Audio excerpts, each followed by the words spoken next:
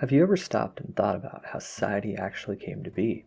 Everything we do, from using an alarm clock or grooming routine, using computers, preparing food, paying taxes, driving down roads, it's all incredible. But how did it come to be, and why does it work? In this first iteration of the Building Depth series, we will explore the fundamental questions, which we will build upon in future lessons. I'm Pragmatic Penguin, and let's get to it. To answer the question, we must begin thousands of years ago, in a continent not so far away. Humans hunted, they gathered, and were incredibly effective due to their ability to use tools and recognize patterns. Another uncanny ability these impressive creatures had was the ability to articulate vocally and differentiate sounds at that frequency. This ability allowed them to eventually form language, the most sophisticated communication medium in the known world. Another trait critical to humans is that they are generally rational, and that they act in their own self-interest. This self-interest was primarily applied to the goal of survival. Consequently, pleasure and pain, as well as most physiological responses, are tied to the goal of survival. So let's stop for a minute and consider ourselves a human in this age. We have language, we have tools that we make for ourselves, and we want to survive. And we know we are doing this well when we experience pleasure and poorly when we experience pain. We experience constant insecurity from constantly having to hunt and forage for food. So what if we could do this more efficiently? Let's say it takes 3 humans to hunt a bear, which can feed them for a week before spoiling, whereas individually they could only capture rabbits and small games, which can feed them once. This is an example of non-zero sumness, where the sum of a collective effort is greater than each of its parts, since each gains more than they gave. A rational and intelligent being is going to team up with the other 2 humans and enjoy being food secure for the next week alongside their 2 comrades. This just makes sense. They can now focus their energy on making better traps, or trade hunting tips with their fellow humans, or reproduction, or finding sweet treats, other activities that bring them pleasure that aren't completely necessary to survival, but make it something worth doing. Now, what if they could make more decisions, which result in non-zero sum rewards? What if they could agree to a system that created more opportunities for non-zero sumness? They could experience so much more pleasure, all while enhancing their chances of survival. Now, what do you think? Can non-zero sumness really be the driving force behind the creation of a society and government?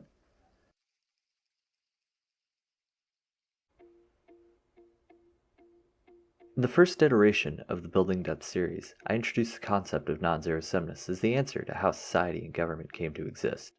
In this lesson, we will cover the concept, clarify its meanings, and tease out some of the problems of this idea. While this is a start to answering the question on how society came to be, there are a few more steps before the full picture really comes together. I'm Pragmatic Penguin, let's get to it. Non-zero sums are defined as interactions where the result is greater or less than the sum of its parts.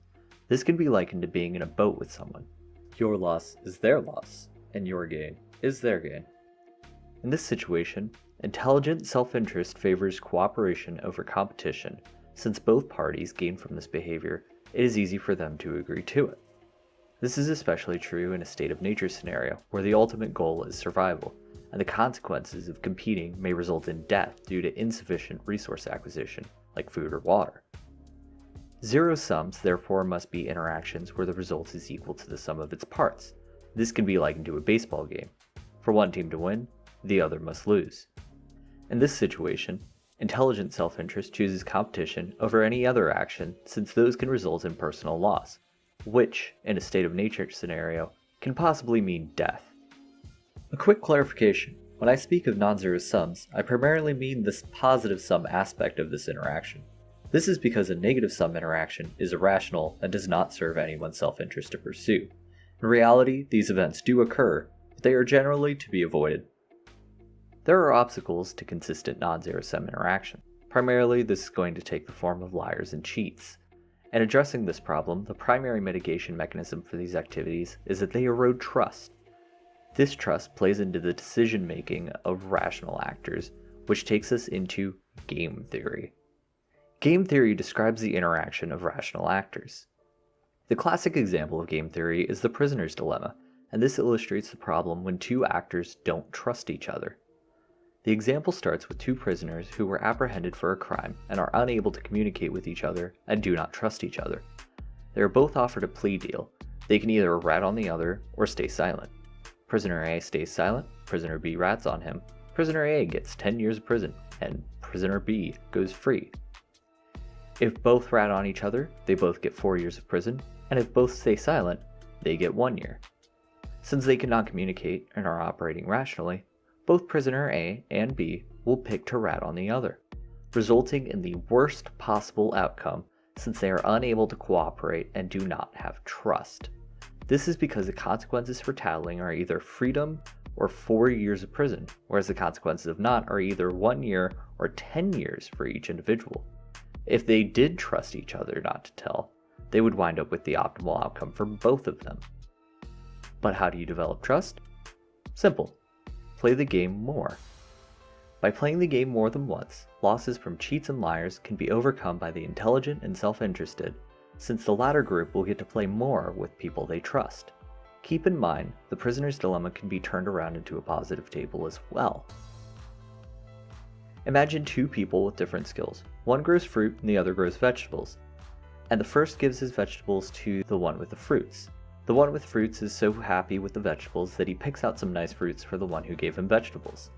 This amorous relationship could expand their trade of skills or goods and even lead to collaboration, which are all examples of non-zero-sum activities which were locked behind the goodwill of their first interaction. Imagine those same two people, but one sent his vegetable over and expected fruit in return, but the fruit never arrives. Yes, the one lost out on a portion of his vegetables, and the other got free vegetables, but they will never unlock the benefit of non-zero-sumness.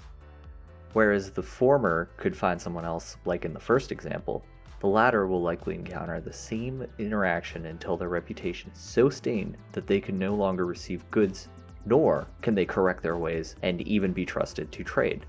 This actually leads into the next point. Humans are social animals.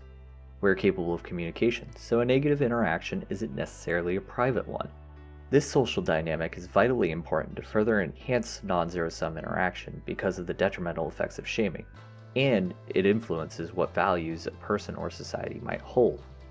Non-zero-sumness is baked into every part of our lives, we just never really acknowledge it. And when someone does, it almost just feels like common sense. If this feels like common sense to you, that's a really good thing.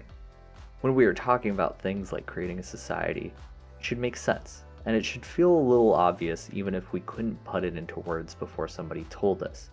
That means that we're discovering a truth rather than trying to concoct it, which makes sense since society already exists and we're just learning how and why.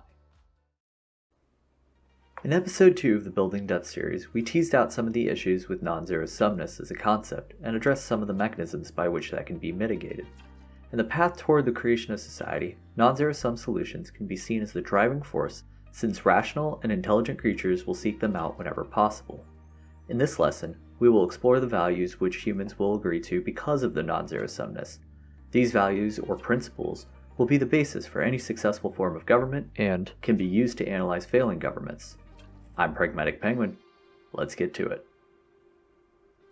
At this point in the series, I'm going to assume that we all agree on the point of non-zero sums and why humans generally choose them. I'm also going to assume that we agree on some of the problems of non-zero sums and the solutions I presented for them. With this foundation, we are going to discover both the need for society as well as the first principles it must abide by. Yes, every single society. I'm talking universal principles here. If you're skeptical right now, you should be. As the philosopher Thomas Hobbes once said, the state of nature is a condition where all must live in constant fear of loss or violence, where humans are in a condition which is called war, and such a war as is of every man against every man. In the state of nature, he described life as solitary, poor, nasty, brutish, and short. This is a state in which every rational creature should want to leave. The primary reason is that there is no promise of tomorrow, there is only the present, and that present is uncomfortable due to constant insecurity. The remedy for this must then be our first principle, security. Primarily from the state of nature, but also from each other. Without providing for this principle, we would not ever agree to gather within a society. Hence, it is the first principle of society. While it accomplishes a remarkable goal, society introduces other problems that must be addressed before we make the agreement to live in it. As you'll recall, the solution to the problem of the prisoner's dilemma is to play the game more. But it also helps to play the game with others, since you may have someone untrustworthy in the first iteration, and regaining that trust is incredibly challenging and also punishing. This variety of players allows the trustworthy to find the trustworthy and cooperate for non-zero-sum rewards. Society being a case where many people are interacting with each other presents more opportunities for non-zero-sumness, and is therefore a rational goal, but it comes with some risks. The larger the group, the more opportunities for non-zero sums, but also the larger the victim pool for liars and cheats. While society has a natural remedy of this by harming their reputation, thus siphoning off their victim pool, it needs some help. We would not agree to a society where anyone can simply take the fruits of our non-zero sum gains or dupe us out of our hard-earned goods. We would just remain in the state of nature. We need a mechanism that prevents this sort of malicious behavior, some institution that validates trustworthy individuals and penalizes the untrustworthy. We need an institution that establishes justice, our second of the first principles, since once again, we simply would not agree to leave the state of nature without this principle being established. There's still a problem though. Providing security and establishing justice have a cost associated with them. They're not free, these are full-time functions. Not only are they full-time functions, but they also limited an individual's true freedom that they had in the state of nature, since they are now sacrificing some of their personal sovereignty to someone else. Government cannot exist without the consent of the governed. Is security and justice really all it takes? Here, some might answer, yes. However, we are missing the vital component that's at the core of the whole endeavor, non-zero-sumness. Not only can society gather people, which makes non-zero-sum activities easier to engage in, create a secure environment for it to take place, and promote equitable application of non-zero-sum rewards, it should encourage non-zero-sum activities overall and can even help direct the flow of said activities, especially as groups grow larger than familial sizes. This principle, the last among first principles, can be called the general welfare, since promoting non-zero-sum activity is a bit too cumbersome to be eloquent. So for a quick recap, the first principles of all societies, or dare I say, the purpose of government, is to provide security, establish justice, and promote the general welfare, as these are the conditions that rational humans would agree to when they decide to leave the state of nature and create a society. If these ideas sound familiar to you, it's because they have been debated for thousands of years. Socrates famously conversed with Glaucon on what justice is. The general welfare is a primary focus of utilitarian thinkers such as John Stuart Mills, as well as economists from Adam Smith to the likes of Karl Marx, and writers as far back as Sun Tzu have written about topics of national security. To find them all in one place, however, you need look no further than the preamble of the US Constitution. But the beauty of an idea is in its utility. So is knowing this useful? I would say yes. It gives us predictive and analytical power. For instance, knowing what the purpose of government is, we can now look at why governments fail or predict that they are going to because they are not performing those three fundamental functions. We can also judge public policy and make sound positional statements on political questions based on if it meets or fails to meet the purpose of government. At this point in the series, we have humans deciding to leave the state of nature and form a society in order to provide security, establish justice, and provide for the general welfare. You may recall a few times where I've described these functions as the purpose of government, and in today's lesson we will uncover why that is. I'm Pragmatic Penguin, let's get to it. If we think of society as a place where people exist together, then it is an environment in which different forces are at play. The three most basic forces at play in any society are going to be people, markets, and government. The first of these forces, people, are going to primarily influence a society through their culture, and they are ultimately who society is for. These people may be peaceful or violent, just or not, and hoard resources or equitably distribute them. Some may protest the common behaviors in their culture, but culture changes at a glacial pace and thus cannot reliably address the problems of society at any given time by itself. The second of these forces is markets. Markets are created whenever individuals exchange goods and leverage comparative advantages. Merchants will arise as a result of markets in order to facilitate this exchange in the most efficient way possible. They are going to improve the general welfare through this process, but they do this for efficiency, and most market organizations are profit-seeking and do not have societal stability in mind when making decisions. The last of these forces is the one we, as humans, must create to ensure a society that adheres to the first principles of security, justice, and general welfare. The government, no matter its form, is established for the purpose of maintaining a well-ordered society, since neither of the other two forces are naturally inclined to do so. This is a function that comes at a cost of resources and some personal sovereignty, which humans are nationally resistant to. So the organization must accomplish these functions in the least invasive way possible. All three of these forces are interdependent, in that they influence each other to varying degrees. For example, people influence markets by demanding goods, and they influence government either directly in democratic nations or indirectly in autocratic ones. Markets determine availability and distribution of goods which people and governments will purchase. Governments will be responsible for maintaining systems which disincentivize antisocial behaviors and reward social ones in both markets and people. Social behaviors here being defined as acts that are in keeping with our first principles of society. Government provides security primarily through policing and military efforts. People could do this, but in a society free of government, this would likely lead to a state of nature scenario, since social behavior will be inconsistently rewarded or punished based on the multitude of interpretations. A monopoly on the legitimate use of force is vitally important to this endeavor. Markets could also provide security as well, but their efforts at policing are wrought with conflicts of interest, since the employers of such a police force would be profit motivated and not solely societally driven. While it is rational that a corporation should want a stable society, since these are optimal market conditions, their goal and skills are not well suited for such a purpose. This is why government must take on the role of security, so that it can be applied consistently and for the sole purpose of protecting society.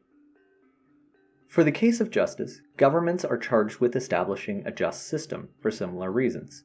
Individuals will not reward or punish behaviors consistently, and markets will reward profit-seeking behaviors rather than social ones. Not only are these goals not well aligned with social behavior, sometimes they will lead markets or individuals to engage in antisocial behavior. Governments, being created specifically to encourage social behavior, are the only entity in society capable of effectively doing so. Humans are self-interested, and so will strive to improve their own fortunes. Markets will, once again, seek to maximize efficiency. These behaviors can improve the general welfare, but they can also lead to destructive behaviors without a mediating force. This is the most controversial of the functions of government and where the vast majority of public policy debate exists. Nevertheless, without it, societies would never approach their non-zero potential. A simple example of this is the function of taxation for building roads. This is a cost put on humans and markets which enhances their ability to cooperate, but which neither would necessarily be able to create with any amount of consistency. This may take the form of humans existing in areas with high market activity having roads, while the more isolated humans would not, despite that they arguably need them more to participate in markets. Roads then create a market for corporations to make various vehicles to take advantage of them, and people can then purchase the vehicles and will have greater accessibility to markets in which they participate in. The tax, if spread to both groups fairly, costs far less than the value of the benefits received, which is one way that government can improve the general welfare. Taking our example a step further, the introduction of vehicles by the market creates a new hazard to society, since vehicles can be very dangerous for individuals. People may exacerbate this problem by seeking to get places even faster, creating a demand signal to markets and giving pedestrians less time to react to their presence. Government, in its role to promote the general welfare, would then put some regulation on vehicle manufacturing and human driving to mitigate this issue. Some of these rules might look like stop signs, sidewalks, and speed limits, and some of their enforcements might be through fines or jail time.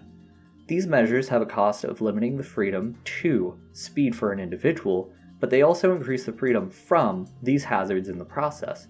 Since security is a first principle, whereas murdering through negligence is not, this would rate as a good public policy if it were to accomplish the promised end state. In this video, we took our first principles and defined how government was necessary to apply them to society by introducing people and markets as societal forces. We then looked at how these principles cannot be upheld by these other forces and result in the formulation of government. This is an event that has happened in every single society, but at this point, I believe we have reached the point of understanding why. Coming up next in the Building Depth series, we'll now begin to look at some of the issues of governance and how to use our foundational knowledge. If you've made it to the end of this video, I just wanted to say thank you for watching. If you enjoyed what you saw, please like and comment your thoughts down below, and don't forget to subscribe and hit that bell so you never miss out on more content just like this.